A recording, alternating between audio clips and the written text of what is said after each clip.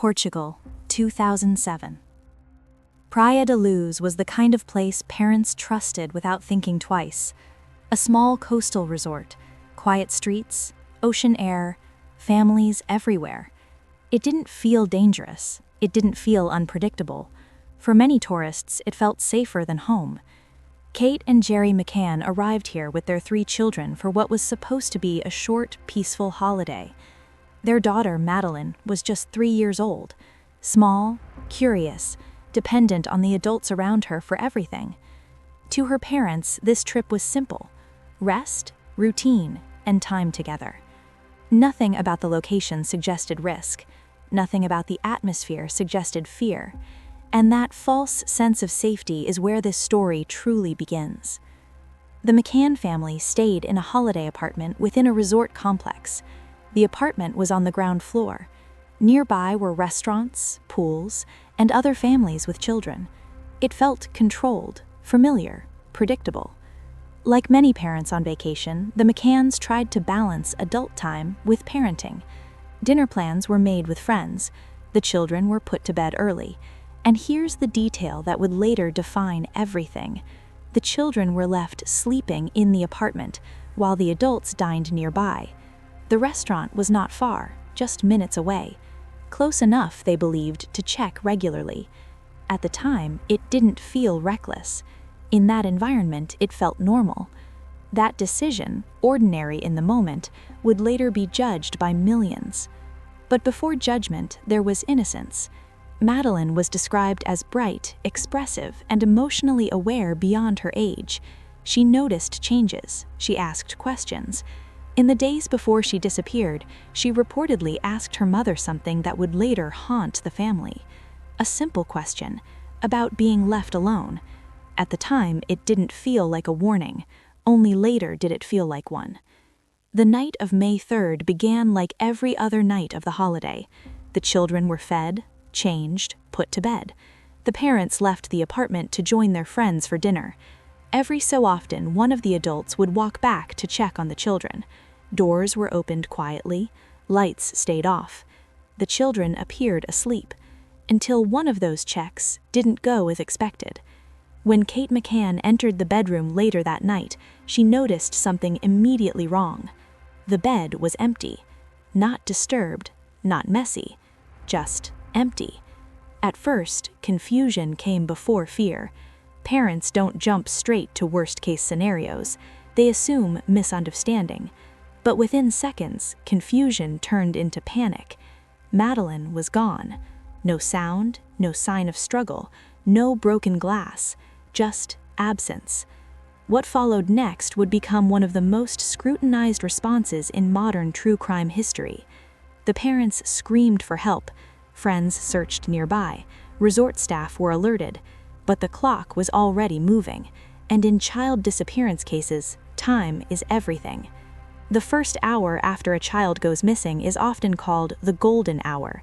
It's the window where answers are closest and mistakes are hardest to undo. In Madeline's case, those early hours were chaotic. People searched rooms, others searched outside. Different directions, no coordination. The local police were informed, but their response was not immediate in the way many expected. Portugal was not used to international child abduction cases. At first, the possibility of Madeline simply wandering off was considered. A 3-year-old? In the dark, in an unfamiliar place. That assumption would later be questioned heavily. By the time police fully mobilized, the trail was already cooling. No clear witnesses, no confirmed sightings. The apartment itself became a central focus. Doors, windows, entry points. There were questions about how someone could enter without making noise. But there was also another uncomfortable reality. The parents' decision to leave the children alone immediately became part of the investigation. Public sympathy and public judgment collided.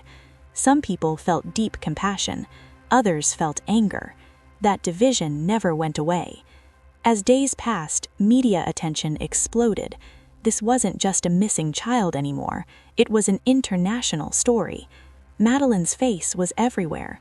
Posters, television, airports. But attention doesn't always mean progress. Portuguese authorities faced pressure they weren't prepared for. British media coverage intensified scrutiny. Every action was analyzed, every delay criticized. Then, the investigation took a turn that shocked many. Instead of focusing solely outward, on an abductor, attention slowly shifted inward, toward the parents. This is where the case changed tone completely. The McCanns were questioned repeatedly, their statements were dissected, small inconsistencies were magnified, normal human memory gaps were treated as suspicious, and soon the unthinkable happened. They were named formal suspects. For many watching, this felt like betrayal. For others, it felt inevitable. Public opinion split down the middle. One side believed the parents were victims of a tragedy. The other believed they were hiding something. Meanwhile, Madeleine was still missing. Every day that passed reduced the chance of finding her alive.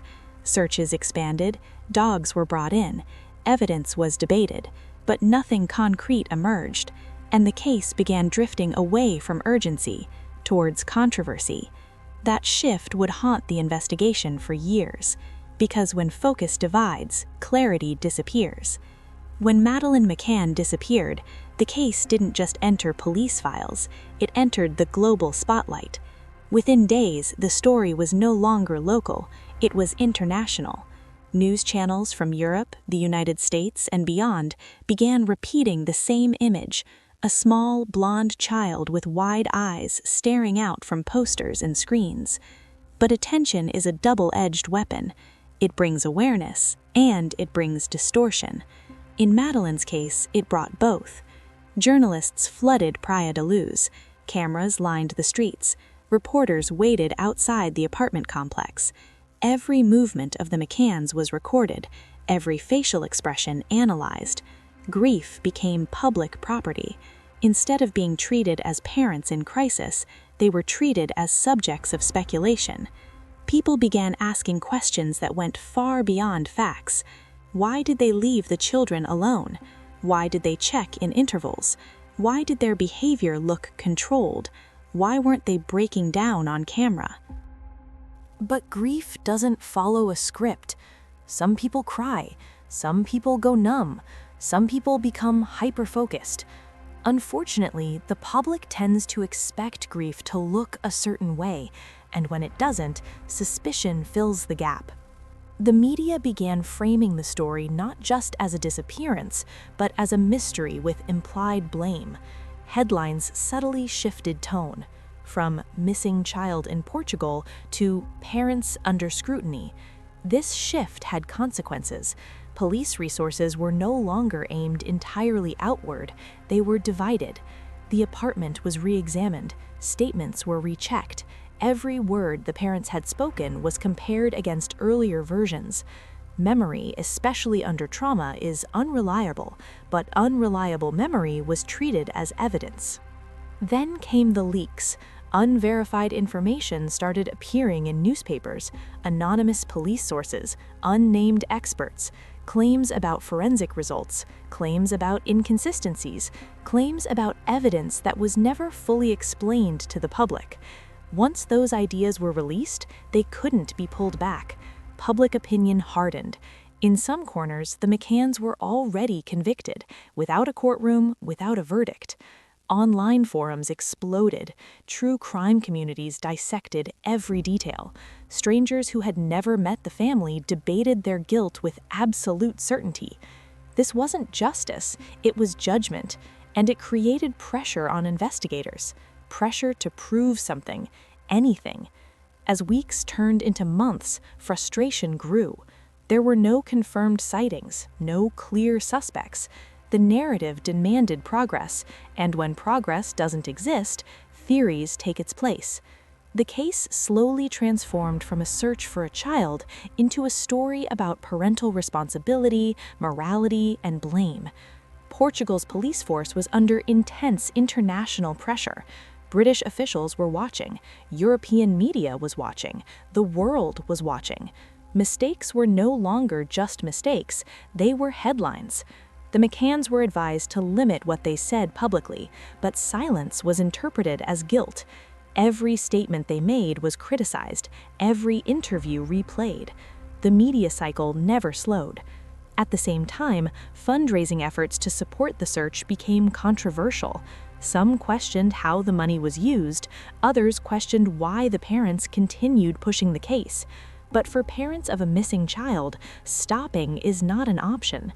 Stopping feels like giving up. Still, the pressure intensified. Then came one of the most damaging moments in the case. Portuguese police officially named Kate and Jerry McCann as arguidos, formal suspects. The announcement sent shockwaves across Europe. For many, this felt like confirmation. For others, it felt like desperation. Being named a suspect doesn't mean guilt, but in the court of public opinion, that distinction rarely matters. From that moment, the story shifted again. Media coverage focused less on finding Madeleine and more on dissecting the parents' actions. Was it accidental? Was it negligence? Was it something darker?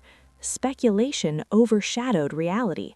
Meanwhile, time kept passing, and with each passing day, the chances of finding answers diminished. This is where the case lost something critical: momentum. The emotional energy of the public didn't disappear, it redirected, from searching to accusing. That redirection would later be seen as one of the greatest failures of the case, because while the spotlight burned brightly on the parents, whoever took Madeleine, if someone did, faded further into darkness. Years later, many investigators would admit that media pressure changed the direction of the investigation. Not evidence, not proof. Pressure. The case became an example of what happens when public narrative overtakes methodical investigation. A missing child became a global debate, a family became a symbol, and clarity became collateral damage. By the time attention began shifting back to the possibility of an external suspect, the trail was cold, very cold, and the damage done in these months could never be fully undone. By late 2007, the Madeleine McCann investigation was no longer moving forward, it was circling itself. What should have been the most critical early weeks of the case were already gone, and with them, opportunities that could never return. Investigators later acknowledged that the initial response to Madeleine's disappearance was slow, fragmented, and uncoordinated. Key areas weren't secured properly, witnesses weren't separated quickly, statements weren't recorded with the urgency a child abduction demands. The crime scene itself, apartment 5A, was not treated as a sealed forensic zone in the crucial first hours. Friends, resort staff, journalists, and even curious onlookers moved through the area. Every footstep erased something, every touch contaminated something. In cases involving missing children, the first 24 to 48 hours are everything. In Madeleine's case, those hours slipped away. Roadblocks were delayed, border alerts came late, nearby ports and airports were not immediately locked down. If someone had taken Madeleine and left the area quickly, there was a real chance they were already gone before authorities fully reacted. As days passed, investigators relied increasingly on witness statements, but memory degrades fast, especially under stress. Some witnesses later admitted they were unsure of exact times. Others realized too late that small details they hadn't mentioned might have mattered. One sighting in particular became controversial. A man carrying a child was reportedly seen near the resort on the night Madeleine disappeared. Initially, the sighting wasn't prioritized. Later, when it was re-examined, the description had changed slightly, enough to cause doubt. By the time police attempted to trace the man, the trail had vanished. The case was becoming a puzzle with missing pieces, not because they never existed, but because they were never collected. Then came the forensic confusion. Portuguese investigators sent samples from the apartment to a British forensic lab. Early reports suggested traces of DNA matching Madeleine were found in the apartment and in the McCann's rental car. Media outlets exploded with headlines, but the science was more complicated than the headlines allowed. The DNA was degraded, mixed, incomplete. Experts later testified that the results were not conclusive and could not prove a crime had occurred in that location. But by then, the damage was done. Public trust in the investigation was eroding, while suspicion towards the parents deepened. Instead of clarifying facts, forensic ambiguity fueled conspiracy theories. Internally, the investigation was struggling. Portuguese police faced criticism from British authorities for communication breakdowns. Information was not shared smoothly, coordination across borders was inefficient, and with each passing month, the case grew colder. Eventually, in July 2008, Portuguese police formally closed the investigation. No charges, no arrests, no clear explanation of what happened to Madeleine. For many, it felt like abandonment. The McCanns refused to accept closure without answers. They continued pushing, funding private investigators, keeping Madeleine's face visible to the world. Some praised their determination, others accused them of refusing to let go. But for parents of a missing child, letting go is not an option. Still, the pressure maintained. Years passed. Madeleine would have started school, had birthdays, grown taller. But time did nothing to soften the questions. Instead, it made them heavier. And just when it seemed the case might fade into history, something changed. In 2011, nearly 4 years after Madeleine vanished, the case resurfaced. British authorities announced they were reopening the investigation under a new operation. This time, the focus shifted away from the parents. Investigators acknowledged that earlier assumptions may have been wrong. That was a quiet admission, but a powerful one. They began re-examining evidence from the beginning: witness statements, phone records, unidentified sightings. Slowly, a different picture started forming, one that suggested Madeleine may have been taken by an outsider, someone familiar with the area, someone who knew tourists, someone who blended in. Years later, German authorities introduced a new name to the world: a man with a long criminal history, a drifter, a convicted offender, someone who had lived in Portugal at the time of Madeleine's disappearance. German prosecutors announced they believed Madeleine was dead and that this man was responsible. But belief is not proof. Despite years of investigation, no physical evidence directly linked him to the crime. No body was found, no definitive confession, no undeniable forensic link. Once again, the world watched as hope and uncertainty collided. For the McCanns, this announcement reopened wounds that never healed. Hope returned, painful, cautious hope, but it came with the same fear that answers might still never come. The case now exists in a strange space, officially unsolved, emotionally unresolved, publicly debated. Madeleine McCann case became more than a missing child. She became a symbol of how investigations can fail, how media can distort, and how time can be both an enemy and a witness. Years of speculation have not replaced the one thing that matters most: truth. Somewhere between missed chances, human error, and relentless attention, a little girl disappeared. And despite everything that followed, the headlines, the accusations, the theories, that simple fact remains: a child vanished, and the world still doesn't know why. By the time years had passed, the Madeleine McCann case no longer belonged only to investigators. It belonged to the internet. Forums, blogs, videos, and comment sections became alternative courtrooms, places where theories were built, dismantled, and rebuilt endlessly. People who had never been to Praia da Luz analyzed satellite images. Others timed walking routes with stopwatches. Some reconstructed the apartment in 3D models. Every detail became evidence. Every silence became suspicious. The case turned into one of the most dissected disappearances in modern history. But obsession doesn't bring clarity. It multiplies noise. Hundreds of theories emerged: an opportunistic abduction, a planned kidnapping, a trafficking network, a tragic accident followed by panic, a stranger passing through, someone hiding in plain sight. Most theories relied on fragments, not facts. A sighting here, a quote taken out of context there, a rumor repeated enough times to feel real. And once an idea takes hold online, it rarely dies. For the McCanns, this meant the case never truly paused. Every few months, a new claim would surface, a new break, a new exclusive. Most led nowhere.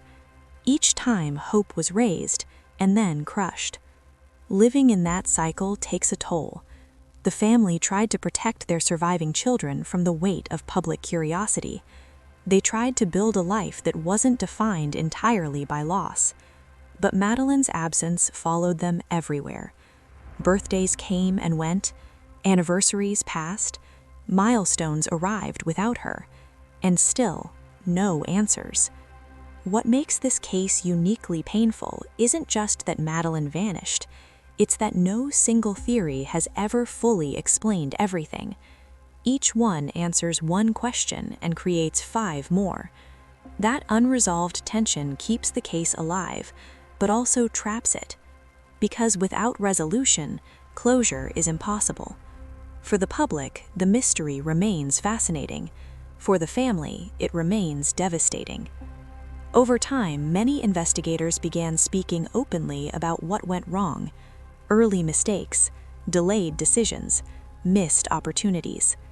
No investigation is perfect, but in cases involving children, the margin for error is razor thin. Here, that margin was crossed too many times, and once time passes, it cannot be reversed. Evidence fades, memories blur, witnesses disappear. Eventually, even the loudest cases grow quiet, but this one never fully did, because somewhere in the world, people still believe answers exist. They believe someone knows something, that one detail still matters. And until that possibility is completely gone, the story refuses to end. Today, the Madeleine McCann case sits in a space between history and hope. Official investigations continue in fragments. Occasional searches are announced. Suspects are questioned. Then silence returns. There has never been a confirmed explanation of what happened that night. Only probabilities, only theories, only absence. Madeleine would be an adult now. That thought alone reshapes the entire story. She isn't frozen in time. The world moved on without her. And that may be the most haunting part. This case forces an uncomfortable truth, that even with global attention, massive resources, and years of effort, some questions remain unanswered. That safety is fragile, that trust can be misplaced, that mistakes made early can echo forever. It also reminds us of something deeper. Behind every headline is a human cost, not a mystery, not a debate, a family, a sister who grew up in the shadow of loss, parents who never stopped searching, a child's future vanished in a moment no one can fully explain. This isn't just a crime story, it's a warning about assumptions, about media pressure, about how quickly focus can shift away from truth, and about how easily a missing child can become a symbol instead of a person. If this story stayed with you, if it made you pause, then it still has purpose, because remembering matters, awareness matters, and asking hard questions even years later still matters. If you believe stories like this should never be forgotten, support this channel by liking the video, sharing it, and subscribing. Your engagement helps keep these cases alive and keeps pressure where it belongs. Some stories don't end with answers. They end with responsibility. And until the truth is known, the Madeleine McCann story remains unfinished.